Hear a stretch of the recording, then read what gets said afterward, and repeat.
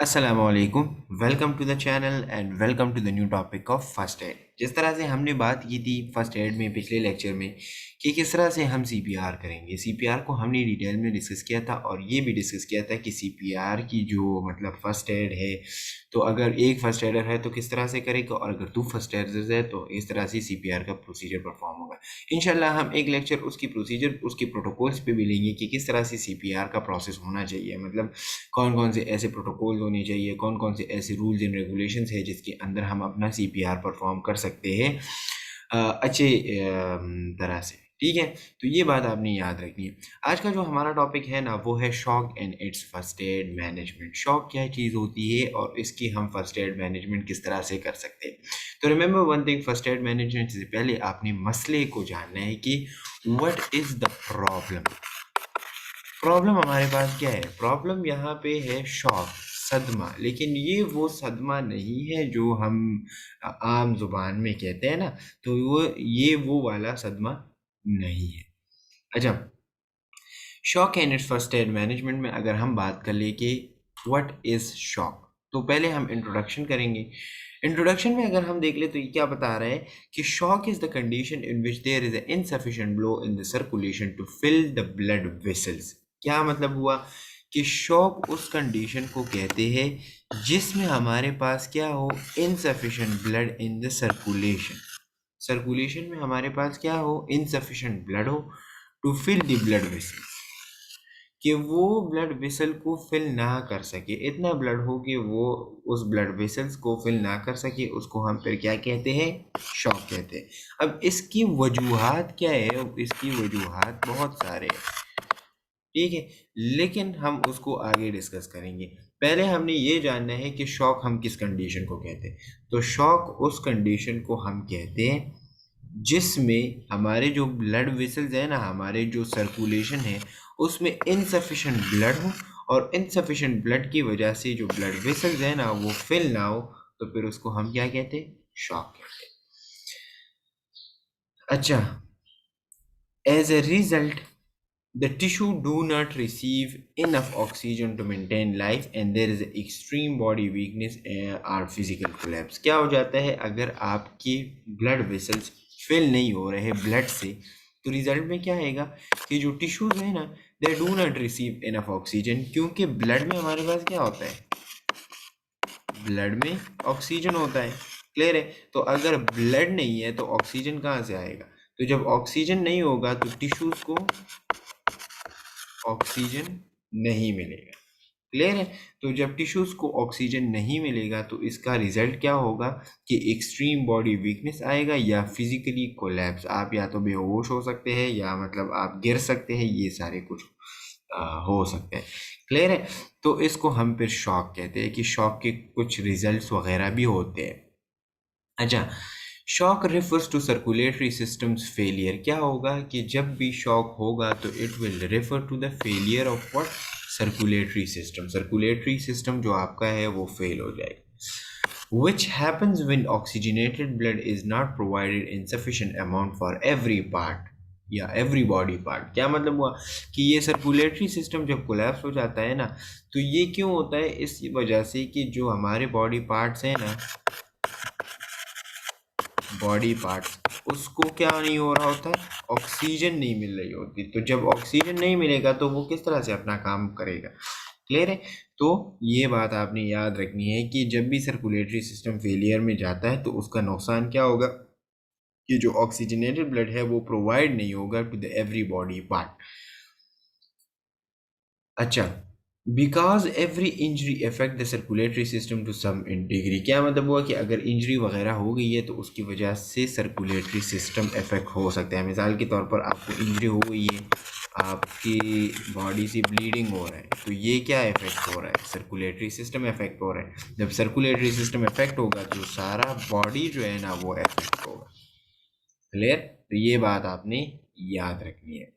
अच्छा, as a first aider should automatically treat injured victim for shock. अगर आप एक फर्स्ट एडर है तो आपने क्या करना है, आपने शॉक से बचने के लिए उसकी इंजरी को क्या करना है, ट्रीट करना है। अब वो मुख्तलिफ इंजरीज हो सकती है, अभी हम आगे डिस्कस करेंगे कि what are the causes of shock. तो कॉजेज ऑफ शॉक को आपने फिर क्या करना है, ठीक करना है, ताकि ये शॉक से क्या हो जाए, बच जाए। अगर वो फिर शॉक से नहीं बच पाता तो फिर आपने क्या करना है, शॉक को ही मैनेज करना है। अच्छा, यहाँ पे अगर हम देख ले तो ये क्या बता रहे हैं कि shock is one of the most common causes of death in an injured victim. क्या मतलब हुआ कि जो इंजर्ड विक्टिम होते हैं ना, उसमें से shock is one of the most common cause of death है। क्लियर? अच्छा, the damage caused by shock depends on which body part is deprived of oxygen and for how long। क्या मतलब हुआ इसका, इसका मतलब ये कि जो डैमेज है ना, ये काज बाय शॉक, जो काज बाय शॉक होती है, मतलब ये कि वो डैमेज जो शॉक की वजह से हुई हो, depends on which body part is derive of oxygen. क्या मतलब हुआ कि ये जो शॉक डैमेज लाती है ना, ये डिपेंड करती है कि कौन से बॉडी पार्ट जो है ना वो ऑक्सीजन से महरूम है। तो अगर ऑक्सीजन से महरूम एक पार्ट है तो उसका तो डैमेज आएगा ना। मतलब मिसाल के तौर पर ब्रेन, ठीक है, तो ब्रेन को अगर 4 से लेकर 6 मिनट तक ऑक्सीजन ना मिले तो इसमें क्या हो जाती है, इसमें डैमेज स्टार्ट हो जाती है। क्लियर? तो ये बात आपने याद रखनी कि ये डिपेंड करता है कि शॉक की वजह से जिस पार्ट को ऑक्सीजन नहीं मिल रहा उनको क्या नुकसान हो सकता है। अच्छा, यहाँ पे अब फॉर एग्जांपल दिया गया है कि without oxygen the brain will be irreparable damage in 4 to 6 minute. यह बताया भी गया है कि 4 to 6 मिनट्स अगर वहाँ ऑक्सीजन ना मिले ब्रेन को तो उसमें इररिपेरेबल, इररिपेरेबल का मतलब ये है कि फिर वो रिपेयर भी नहीं होगा। तो इस तरह का डैमेज हो सकता है इन 4 to 6 मिनट्स। 4 to 6 मिनट्स अगर ऑक्सीजन ना मिले तो उसकी वजह से ब्रेन में डैमेजेस हो सकते हैं। अच्छा, इसके अलावा इन abdominal organs in 45 to 90 minutes. Abdominal organs को अगर 45 से 90 मिनट्स तक ऑक्सीजन ना मिले तो उसमें डैमेजेस स्टार्ट हो सकती है। इसके अलावा and the skin and muscle cells in 3 to 6 hours. अगर एक बंदे के स्किन या मसल सेल्स को 3 से लेकर 6 घंटे तक ऑक्सीजन ना मिले तो फिर उसमें क्या स्टार्ट हो जाता है, डैमेज स्टार्ट हो जाता है। लेकिन अगर हम यहाँ पे देख ले तो मोस्ट सेंसिटिव हमारे पास क्या है, मोस्ट सेंसिटिव हमारे पास ब्रेन है, and brain is the important part of the body. अगर ब्रेन में डैमेज स्टार्ट हो जाए ना तो सारे बॉडी ऑर्गन्स अगर ठीक भी हो तो फिर आप जिंदा नहीं रह सकते। तो ये बात आपने याद रखनी है कि किस तरह से शॉक होता है। तो शॉक असल में हम किस चीज़ को कहते हैं, insufficient blood in the circulation that can not be that can not fill the blood vessels. Clear? अच्छा, अब आ जाते हैं कॉजेज ऑफ शॉक की तरफ, कि हमारे पास कौन कौन से ऐसे कॉजेज है जिसकी वजह से शॉक हो सकता है। तो पहले अगर हम देख ले ट्रॉमा, ट्रॉमा या एक्सीडेंट, लार्ज इंजरी, हादसा, हादसे की वजह से हमारे पास क्या हो सकता है, शॉक हो सकता है। अब हादसे में क्या होता है, हादसे में मोस्ट इम्पॉर्टेंट जो कॉज है वो क्या है, ब्लीडिंग। क्लियर है ना? तो ये बात आपने याद रखनी है। अच्छा, हेमोरेज, हेमोरेज का क्या मतलब है, rapture of blood vessels, rapture of blood vessels. Clear है? तो ये बात आपने याद रखनी है कि जब रैप्चर ऑफ ब्लड वेसल्स हो जाता है तो उसकी वजह से ब्लीडिंग होगा, ब्लीडिंग की वजह से शॉक आएगा। अच्छा, अगर एक बंदे को हार्ट फेलियर हो गया, मतलब उसका जो हार्ट है ना वो फेल हो गया है, तो उसकी वजह से भी क्या हो सकता है, उसकी वजह से भी शॉक आ सकती है। क्यों? क्योंकि जब आपका हार्ट फेल होगा तो हार्ट पंपिंग नहीं करेगा। ठीक है, तो जब हार्ट पंपिंग नहीं करेगा तो आगे ब्लड जो है ना वो पंप नहीं होगा, और आगे जब ब्लड पंप नहीं होगा तो जो ब्लड वेसल्स है उसमें इनसफिशिएंट ब्लड होगा, तो उसकी वजह से फिर क्या होगा, शॉक हो जाएगा। तो ये इसका मैकेनिज्म है। अच्छा, सवेयर ब्लीडिंग, सवेयर ब्लीडिंग क्या है, सवेयर ब्लीडिंग ये है कि अगर कुछ भी हो गया है लेकिन आपकी बॉडी से सवेयर ब्लीडिंग हो रही है, या मिसाल के तौर पर यहाँ पे जख्म लग गया है और यहाँ से फिर ब्लीडिंग हो रही है, तो इसकी वजह से भी शॉक हो सकता है। तो ये इसकी कुछ कॉजेज है। अच्छा, अब आ जाते हैं loss of plasma in burns are crushing injuries. मिसाल के तौर पर आपसे क्या हो गया है, आपसे हम क्या कहते हैं, लॉस ऑफ प्लाज्मा हो गया। लॉस ऑफ प्लाज्मा का मतलब ये है कि मिसाल के तौर पर आपकी एक जगह जो है ना वो जल गई है, या क्रशिंग इंजरीज है। क्रशिंग इंजरीज उसको कहते हैं कि वो मतलब आपकी जो बॉडी है वो ऐसे एक्सीडेंट्स या इंजरीज में इन्वॉल्व हो जिसमें आपकी वो जो ऑर्गन या पार्ट्स हो वो क्रश हो जाए, क्लियर है, कुचल जाए। तो उस वजह से क्या होता है, आपकी बॉडी में जो प्लाज्मा प्रेजेंट होता है वो लॉस होना स्टार्ट हो जाते हैं, क्लियर है। या अगर मिसाल के तौर पर बर्न्स के पेशेंट है जो जल गए हैं तो उनसे भी लॉस ऑफ प्लाज्मा बहुत ज़्यादा होता है, ठीक है। तो जब लॉस ऑफ प्लाज्मा होगा ना, तो plasma is the most important fluid of the body.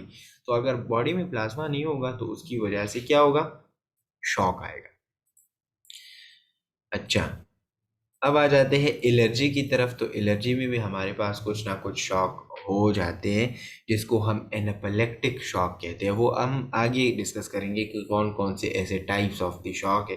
लेकिन एक बात आपने याद रखनी है कि एलर्जी की वजह से भी शॉक हो सकता है। ये bee is the best example of allergic shock. कभी कभार ये जो क्या कहते हैं उसे, वो जो बी वगैरह नहीं होती, तो अगर वो आपको काट ले तो आपकी बॉडी में इतनी एलर्जिक रिएक्शंस हो जाती है कि आपका बॉडी जो है ना वो शॉक में चला जाता है, क्लियर। तो ये एक एग्जांपल है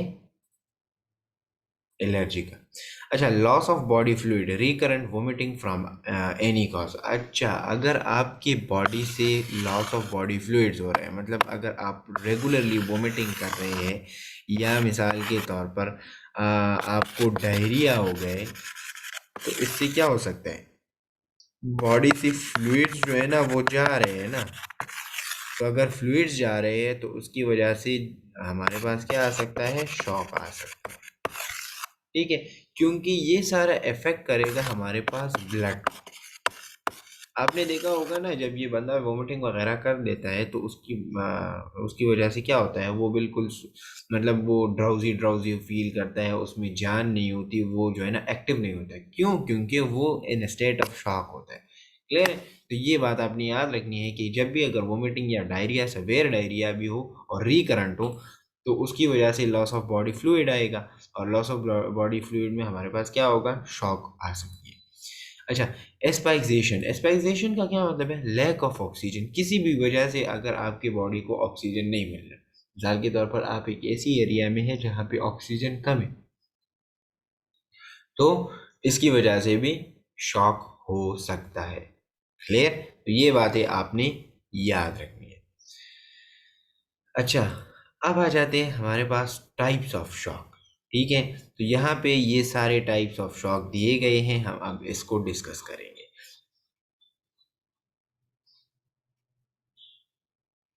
अच्छा,